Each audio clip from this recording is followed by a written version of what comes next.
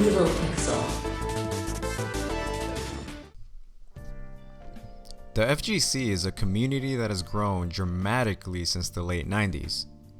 This can be seen with the growth of the pro tournaments within the last few decades. Events such as EVO, CEO, Final Round.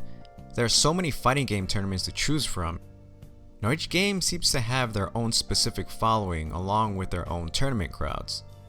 Now Virtua Fighter is a game that has helped launch 3D fighters to the mainstream. Virtua Fighter players seem to be in a league of their own. The game's mechanics have evolved drastically from that of its initial release. And with Sega's recent announcement of a new Virtua Fighter in the works, people are excited to see what changes the franchise has in store. Now while that's all very exciting news, what we're here to talk about is the very first Virtua Fighter and the changes that it went through prior to its release. And so in today's video, we'll be discussing the beta of Virtua Fighter. Now I feel like many gamers don't realize the impact that Virtua Fighter had, not just with fighting games, but video games in general. What many people may not know is that Virtua Fighter was originally intended to be developed for the Sega Genesis. However, it was going to be impossible with the hardware capabilities. Developer Yu Suzuki and Sega AM2 then switched their focus on the Sega Model 1 arcade hardware for its development. It took approximately 3 years for Yu Suzuki and the Sega AM2 team to develop the Sega Model 1 board. Another interesting fact is that Virtua Fighter was the very first fully 3D polygonal fighting game. In fact, it was stated by former Sony Entertainment producer Ryoji Akagawa that if it wasn't for Virtua Fighter, the PlayStation probably would have had a completely different hardware concept. So basically, Virtua Fighter was kinda responsible for PlayStation becoming what it was. Now it wouldn't be fair for me not to mention the game Dark Edge, which was Sega's first attempt at creating a 3D fighting game. The only issue is that it wasn't actually 3D. It simply manipulated sprites to create the illusion of 3D. This assisted Sega in recognizing limitations and helped pave the way for the development of Virtua Fighter. The Amusement Machine Show was an annual trade show held by the Japan Amusement Machine and Marketing Association, also known as JAMA, in Tokyo. Now in short, it was pretty much an arcade expo.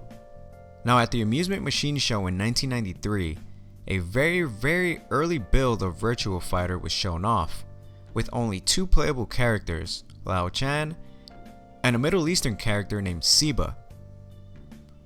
US readers would get their first look at Virtua Fighter in the October 1993 issue of Electronic Gaming Monthly. The magazine contained a full-page spread of Virtua Fighter with several early beta screenshots of the game. Among the screenshots shown is an early beta version of what the character select screen looked like. Inspecting the screenshot closer, you can clearly see Siba among the other fighters and Akira not shown at all, as well as Jeffrey labeled as Willie. More on that a little later. Now on July 29th, 1994, a book was published called Virtua Fighter Maniacs. Now from what I can find, this was only published in Japan, so it was never localized. From what I've read, this was meant to be a strategy guide of sorts from the arcade version of the game. But it also contains some recollections and archives of the early development of Virtua Fighter, along with interviews and screenshots of the developers depicting everything that they had to go through to make this game. Now while I can't read or speak Japanese, the most interesting to me are the early development photos that are contained within the book. Now for anyone curious, there is currently one of these books for sale on eBay right now. Now fast forward a few decades after the game's been released, emulators have become extremely popular, and as such, gamers have become curious. Well, it just so happens that the Virtua Fighter ROM for the MAME emulators have contained a good amount of information of the game's early development within the code itself. And a few people have figured out how to access this unused information with the simple use of codes. Now onto what was actually found within the game's code. The first is a few unused characters. The first character that was unused is one that was already known by most of the Virtua Fighter community, the Arabian character named Seba. Seba was already known to many because he was shown in that early screenshot mentioned earlier. Seba was apparently supposed to be the main character or hero of the game. However, for whatever reason, Akira was then later chosen to be the franchise's main guy. Seba's name was also listed as Mahito in the data mine. Now an important note is that Seba appeared in the Sega Saturn fighting game Fighters Mega Mix, which consisted of a roster mixed with different Sega characters. Another character discovered was a very early version of Akira Yuki, and to be honest, I'm really glad they chose the final look because this early look of Akira gives off a more teenage young guy kind of vibe. And one of his costumes even makes him look a little bit like Vegeta from Dragon Ball Z. It just looks weird. In the files, it is also shown that Akira's name was intended to be Akira Ryuzaki, not Akira Yuki. The third character found was a military guy named Jeff. Now his full name is listed as Jeffrey Buckman. Now right off the bat, I could probably tell you why this character was not added to the roster. He's obviously a Guile clone from Street Fighter series. A very cookie cutter military character in my opinion. And if Jeff gets hit enough times, his glasses or his hat could fly off, revealing his hair, which is a high top fade, not unlike Capcom's Guile. Now most of Jeff's moveset is based off of Jackie's. It is also believed that after Jeff didn't make the final cut, his name was given to Jeffrey McWild, whose original name during the early development was Willie Roberts, which was also seen in the early scans in the EGM magazine. But why was the name Jeff so instilled in this game, you ask? Well, it's also believed that Sega design member Jeffrey Buchanan wanted a character named after him, and so it happened. Now one of the last character discoveries made was an unused boss character. For those of you that don't know, Dural is to Virtua Fighter as Bison is to Street Fighter. Dural is the final boss and the bad guy of the series. However, this wasn't always the case, as data miners have managed to scour up a character within the code named Takeru Ryushoji.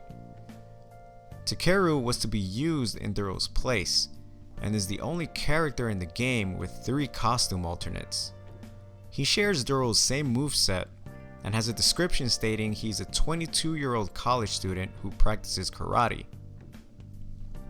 Alongside this, there are also a few unused names for a few of the characters in the roster. As stated previously, Jeffrey's name was supposed to be Willie, Lao's name was listed as Tao, and Kage's was listed as Yagyu. Now again, I want to reiterate that all of this is accessible to you and I through the emulated arcade version of this game. The cutting room floor has the codes to insert to be able to view these things. I'll put a link in the description below. Now while some of this information is a bit older, I just felt it was important for many people to be aware of Virtua Fighter's impact. And with Sega seamlessly announcing Virtua Fighter 6 on the horizon, gamers should appreciate the series a bit more and the changes it has gone through.